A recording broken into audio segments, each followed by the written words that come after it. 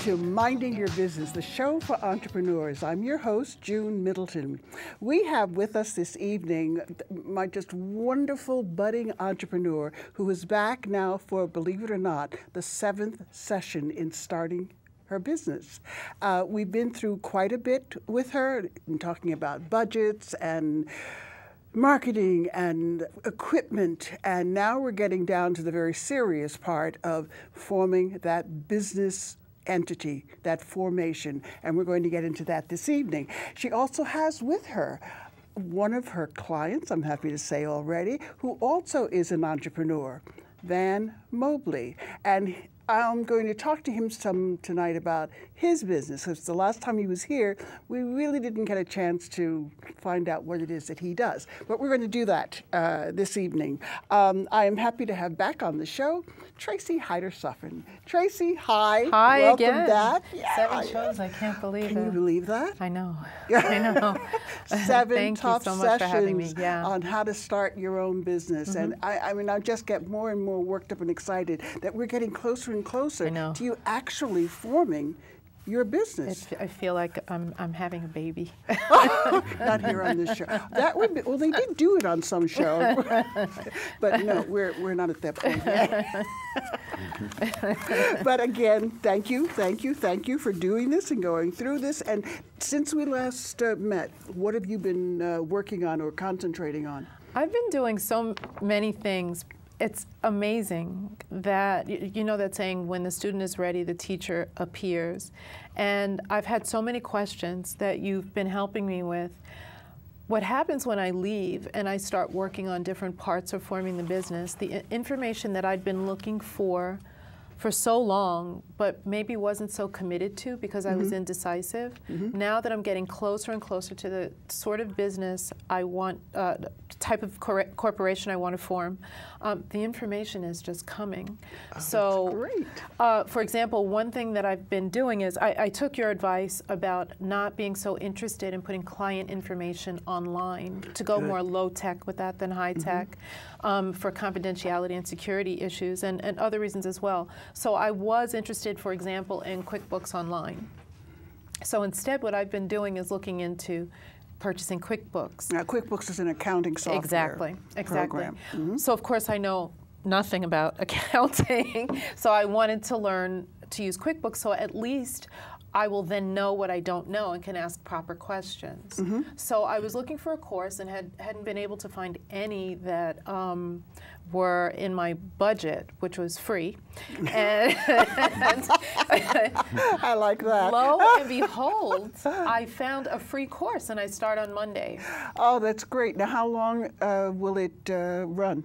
It's 4 2.5-hour sessions, twice a week. Oh, that's great. Yeah. I'd be very interested to know how much you come out of it understanding about what I call good old kitchen accounting. Okay. Because we'll touch on that some too. I mean, bookkeeping really isn't that complex, not for the entrepreneur. Right. I mean, if you're an accountant, of course, that's different. But just keeping track of how much is coming in, how much is going out, what have I got left? Do I actually have money?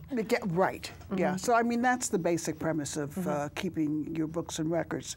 So, okay, we're going to go through that, and I know that you're still looking in terms of deciding on financing and thinking in terms of the kind of entity that you want to form, and that's coming close soon, and we can actually do that here on the show. I'm very excited about it. Okay, but before we do that, I mean, you are a physical fitness trainer, and I call you an expert with kettlebells. Thank you. And Thank you. because you've done some training with me. So, and I just found it so fascinating, the skill that you have, and I know that you work with Van. So, Van, I'm so glad that you're here again, that you can do this. Now, are you going to do a warm-up? And what I'd like to do is a little bit more of showing what the process is that you actually go through with someone, which is going to be a very important part of your business, using the kettlebell. I'm actually happy about that because with the demos, we don't usually get a chance to talk about how important the warm-up is. So before we start, I really would like to say that the warm-up is as important as the workout, especially if you're a sedentary person, which a lot of us are, and as you get older. It's much more important as the muscles begin to atrophy or weaken. It's much easier to get injured. So a warm-up that is effective is very important. Well, you know, if you ever go into a ballet class, you never see anyone or any kind of dance class just jump right in to doing exercises in the middle of the floor. You spend time at the bar. Right. Sometimes as much as a half an hour getting warmed up. So I'd be delighted to have you take Van through the warm-up. So just whenever you're ready. One thing Van can attest to is that in our sessions, the warm-up is almost as long as the workout. And it's strenuous. And it's strenuous. So he'll be good and warm by the time we're done. Okay. Good. Take off your mics. Okay.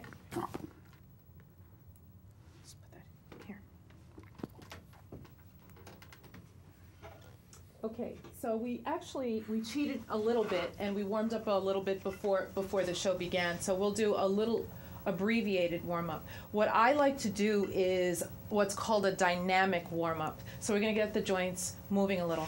We're going to start with leg swings, and I'll count for you. So let's start with 10 leg swings, whichever leg you want to begin with. Full leg. Here we go.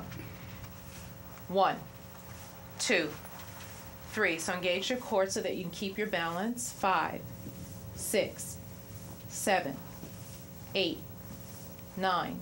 Switch legs. Gosh, you've got good balance. 1, 2, 3, 4, 5, 6. I'm going to move over here. 7, 8, 9, and 10. And I call these butt kicks. So let's start with butt kicks, alternating legs. 1, 2, 3, 4, 5, 6, 7, 8, I used to be able to 9, do that. me too, 10, and now we're going to do high knees. So remember, you're moving the knees and not the hands. So you're going to bring the knee to the hand. Ready? And alternating. 1, 2, 3, 4, 5, 6. Is he supposed to touch his hands? 7. That's the goal. Okay. 8, 9, 10. Let's warm up the outer part of the legs. Again, heel to hand. It's not hand to heel, so the hand doesn't move. And here we go. 1, 2, 3, 4, 5, 6, 7, and switch legs for 8. 1, 2, 3, 4, 5, 6, 7, and 8. Now, a goal, again, is the goal to eventually touch the hand? The goal is eventually, once you're more limber, over time, over weeks and months, and for some people years, you're able to touch your hands. Oh. Everyone's different. You know? Okay. Okay, so let's warm up the low back a little bit. I call these helicopter swings. So we're going to bend the elbow. The knees are soft and the abs are engaged. The hips don't move. This is to warm up the low backs for 10 more. 9, a little bit faster. 8, don't move the knees or the hips. 6, 5, 4, 3, 2, and for this one I need to move out of the way. Big arms. And 1, 2, 3, 4. Oh, that looks like it would feel so good. 5, feels good, right? 6, 7, and now 8 arm circles. Ready? And 1, 2, 3, 4, 5, 6, 7, and reverse. 1, 2, 3, 4, 5, 6, 7, and relax. So that's an abbreviated warm-up. Jumping jacks, push-up, basically calisthenics are what you're doing to get the joints supple and warm and ready for the workout. And how often would you have a workout like this? Twice a week, recommended? I would recommend 3 times a week. Twice a week maybe for beginners, but once you're used to the used to working out, not used to the workout, you really should work out, regardless of what people tell you, about 3 times a week so that you can see some sort of effect from it. So you ready to Please go begin? ahead. So for those watching who are going to say, that's such a tiny bell, it's a demonstration bell. So you would actually be using a much bigger bell, especially for somebody Van's size. So we're going to begin with forward lunges, right? So pick up the bell for me. I'm going to come back here. And you're going to step forward with the right foot and bring the bell underneath the leg. Ready? As you step. Ready? And 1. And remember, you're planting your heel, and that bottom leg is going into the floor like a pile driver. That knee is headed straight for the floor. 3. Nice big steps. That's it. And the knee does not come in front of the toe. Now, does the weight 6. be carried by the thigh or into the knee? The weight, this is for the thigh. This is for the okay. thigh, and also he's hitting his glutes a little bit. The glutes being? The glutes being the butt. He's getting a good butt workout here. The heavier the weight, the more he has to use his core. So he's actually getting, with the heavier weight, he'd actually be getting a workout here for balance and for back strength and ab strength, right, which is really important. And then we're going to do upper body. We get a good shoulder and arm workout with what are called halos. Ready? So nice, big, but natural circles around the headband for 8. And 1, 2, 3, 4, 5. Nice deep breaths. 6, 7, and then reverse. Really good for flexibility and opening up the shoulders and building strength in the upper body at the same time. 3 more. 3, 2, and 1. And then the last movement that we'll do is something that I call around the world. This is an amazing workout for core and stability. With a much bigger bell, of course, you have a bigger effect. But let's do a couple of around the world, 8 in each direction. Ready? And 1, chest up nice and high and relax the shoulders. 4, 5, 6, 7, 8, 9. I'm sorry, I said 8. Reverse. And bring the feet together, Van. 2, 3, 4, 5, 6, 7, and relax. Oh, this has been, wow, what a great workout. It really is a good one. How are you feeling? Getting winded. Well, why don't we just give him a break? Yeah, then? we'll give If you'll put your mic back on. That's really some workout. And just for, you did that about 5 to 7 minutes. That's it. But normally, a full workout would be, like I've seen you, well, you've worked with me for like close to an hour. Close to an hour. And then helped me up off the floor. Well, these days, I've evolved a little bit. Because people are so busy. Also, people, everyone's body is different. I do what are called short, intense workouts. So for the most part, that 3 times a week is really 30 minutes each time. Oh, this is great. It flies. It goes very quickly, actually. And Van, thank you so much for being willing to let her put you through that. Thank you. He does much worse. Do you have your breath? Have you caught your breath? Can I talk I'm to fine. you? Yeah, I'm fine. Okay. Okay. You are an entrepreneur yourself. Yes. You have your own business. Tell us something about what it is that you do. I have a auto detailing and a hand car wash located on Staten I Island. have never understood. What is detailing? Detailing is pretty much what the word is to get inside of a car, inside and outside, including the engine, and just get all the dirt out of it. Oh. So it entails shampooing the rugs, the headliner for those that smoke. You know, a lot of smoke rises and creates stains and holds the odor. So you're cleaning the top of the car, you're shampooing the seats, you're conditioning any leather on there, you're blowing out the dashboard and washing it down and just making the car look Like brand new. almost new. You literally can make a car look brand new, no matter On the how. outside. And the outside, what we do on the outside is we use a clay bar to take off some of the surface dirt. What is clay bar? It's literally clay. It's a clay that you wet the car and you wipe it down with the clay. It's like you wash it with a bar of clay. And what that does is it removes surface dirt from the clear coat. And then we use a machine with compound, and we buff them, what they call buff the car out. Like shining it. To redistribute the clear coat is what it actually is doing. And make it smooth, almost like a glass-like finish. Wow. And then you seal it with wax and a sealant. Now, how long does this take? I mean, I don't remember. I would just, you know, drop a car off and go pick it up later.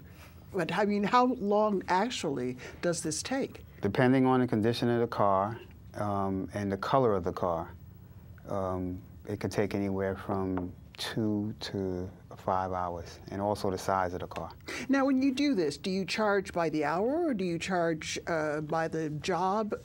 How do you base your pricing? I was doing a talk to some students, graduates up at Columbia University just a couple of days ago, and the one issue that many of them had was that they don't know how to charge for their services. They don't know whether or not you charge by the hour, or do you charge by the project, by the job. How do you usually end up charging for something like this? Well, what's the I have a flat rate, and the way I came about that rate was I'm figuring how many hours it's going to take me to do the car, an average, no matter whether it's a very dirty car or a simpler car. Is a certain amount of hours that I allot for what it's going to take me. How many men I'm going to put onto the job. How many men usually would this be? 3 or 4 people to do this kind of a job? I've had as many as 10 people at one time when I was really, really busy. You know, before the recession hit, I've had as many as 10, so the car would get done a lot faster. But how long have you had this business? I'm going on 7, 8 years now. Congratulations. Thank you. That's terrific. Now, you also have a trucking business? Yes. Tell me about that. I do interstate trucking, mainly paper products, free advertisement papers. Like AM New York or the like, Village exactly, Voice like or something AM like New that? York, Auto Shopper, Real Estate Guides, postal, what they call, like it gives information on... bulk mailing. You know, so I deliver to post offices. Oh. And how long have you had that business? I've had that business for about 13 years. Wow. Is this a special license? No, no. the truck? It's, well, yeah, you need to have Because depending you're on going from, you go outside of the state, yes? right. You have to have a DOT license. Department of Transportation. Okay. Both the federal government and state governments have their own Well, this is great. departments. Yeah. This is great. This is wonderful. And what's the name of your company? It's Aridin Inc. It's Aridin. A-R-I-D-E-N. Aridin. Oh. Which is that's my daughter's name spelled backwards.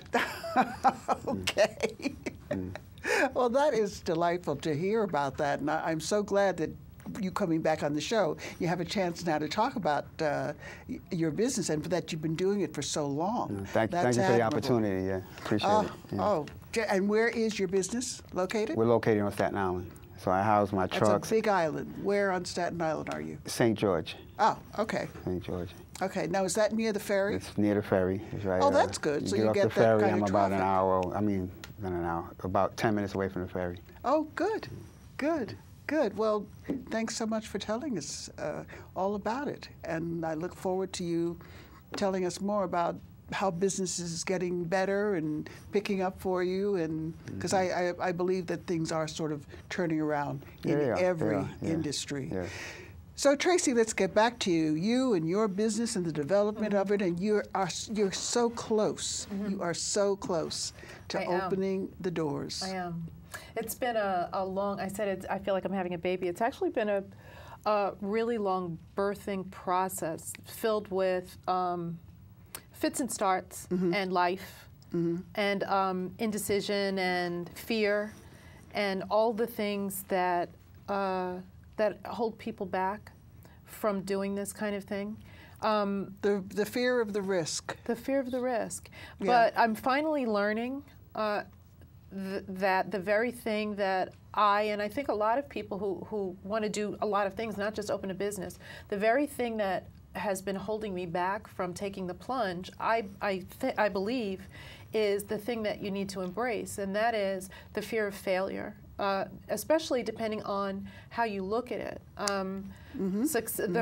Success is a road paved with failure, paved with learning opportunities. You want to know something? That was, again, another question that came up with this group that I spoke to earlier this week. I have never thought in terms of failing. I've thought in terms of not passing, but never of failing. And specifically in business, I've always thought, okay, it didn't work. Right. Let me just regroup and try again. But to put that term failure on yourself already is sort of like pushing you down. So you don't ever want to think in terms of failure. You want to think in terms of, oh, damn, that didn't work. Right. So, where do I go from here? Let me try something the next time. Let me try something different. Yeah. I think I shared with you that I once worked in a nursing home that my mother ran, and she had me talk to the residents of the nursing home, people in their 70s, 80s, 90s. And the thing that I would hear over and over and over again was, I wish I had. I'm sorry I let someone talk me out of trying. Right. And I'm sorry that I wasn't willing to try to at least take that risk. And this is what you have to do where business is concerned. Don't get to that point where you're looking back saying, I wish I had tried that. Right. Go for it. And if it doesn't work, do something better or else or different. I think it's a wisdom that comes with experience. Once I began surrounding myself with people like you who say those kinds of things to me, it wasn't theoretical anymore. You don't talk about failure. You talk about, okay, so that didn't work this time. What do I do differently the next time? Or what do I do the next time? Yeah, I mean, it's like, taking a road trip, for heaven's sakes. You might run into some kind of blockage. You might be doing construction. Reverse. That's exactly. Go left. Yeah, exactly. Take one of the side roads, but don't stop your onward progress. Keep going. I really would like to say that Van is a client. But Van and I actually went to junior high school together. And one of the blessings in this process has been becoming friends again with Van, because his experience with business and his perspective on life has been really helpful in terms of shifting my perspective about how to proceed. And keeping that positive outlook and feeling like I'm going to give it a try. And if it means that you have to keep it to yourself, do that. Right. Because everyone is not willing to take that risk, and they'll sort of like pass that on to you. Right. So let's get to your formation of your limited liability company. First, do you have questions about the LLC, which is how it's abbreviated? I'm actually sort of leaning towards it, but if you would describe for me exactly what an LLC is, so that I have a clearer understanding of what I'm getting myself into. Okay, when I take that plunge. An LLC, or limited liability company, is a company that's sort of a combination of a partnership and a sole proprietorship. You have the flexibility of being protected from liabilities where any contracts that you form are concerned. Like if you wouldn't happen, hopefully it wouldn't happen, but if you have a contract with a vendor and you can't pay them, they're not going to sue you. They have to sue the limited liability company, the LLC. So what the LLC does is give you the same kind of protection against liabilities that a corporation would. But it has more flexibility, because with a corporation, you have shareholders. With a limited liability company, you have members. And you can form it as a single person, or you can form it with 2 or 3 or up to almost any number of people.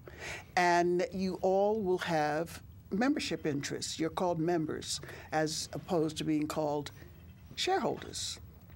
If you form it as a single person, you can form it as an individual. And you file your papers, which we are going to file on the show. I have them here, but we're not doing it tonight. But you file them with the New York Department of State, and it costs $200 to file. The only problem is that you are supposed to publish in 2 newspapers that you have formed this LLC. And that can be expensive, but we'll talk about that on the next show as well, because there's a way where you can hold that expense down. Okay. But the IRS gives you, well, you have to apply for a tax identification number. Okay. And that's easy to do. You can do it over the phone or by fax or simple. And then that allows you, when you get your papers back from the Department of State, you can go to a bank and open a company in the name of your entity, which we haven't come to that name yet. So it is a really very popular form now. It started in 1994, but now this is the way to go with the LLC because it's flexible. Okay. Very flexible, and it gives you liability protection. So, believe it or not, yes, it's happened again. We're out of time. We're closing in on time. So I'm so glad that you came back, and we're going to do this again. We have at least two more sessions that we have to go through.